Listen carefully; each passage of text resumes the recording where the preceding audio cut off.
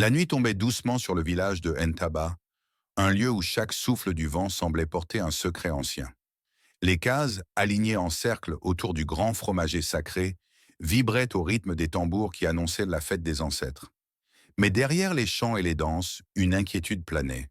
Depuis des lunes, les récoltes se fanaient mystérieusement, et les anciens murmuraient que l'esprit du fleuve était en colère. Au centre du village vivait Aïssata, une jeune femme au regard profond, connue pour son dévouement envers sa mère malade. Chaque soir, elle déposait une calebasse d'eau fraîche au pied du fromager, comme le voulait la coutume, priant pour que la santé revienne à celle qu'il avait élevée seule. Mais cette nuit-là, quelque chose changea.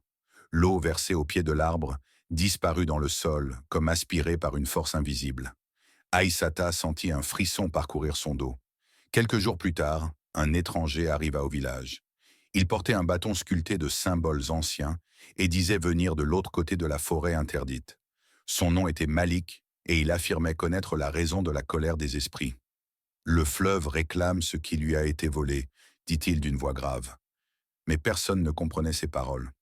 La nuit suivante, Aïssata rêva d'une femme vêtue de blanc qui lui tendait une jarre brisée.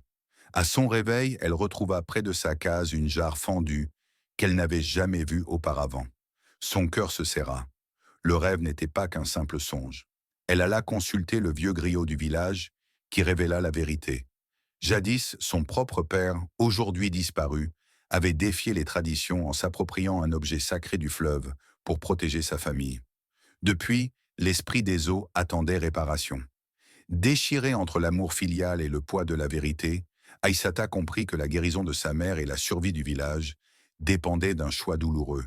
Elle prit la jarre et, guidée par Malik, s'avança jusqu'au fleuve au cœur de la nuit. Le vent hurlait, les tambours s'étaient tus, elle posa la jarre brisée sur l'eau, et aussitôt, le courant l'emporta.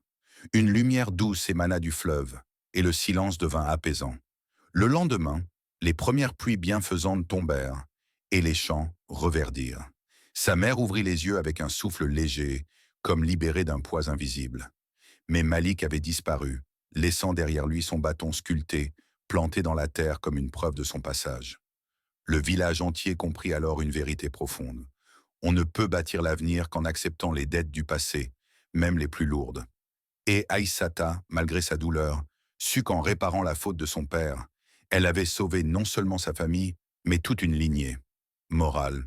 Les traditions et les croyances portent souvent le poids de nos ancêtres.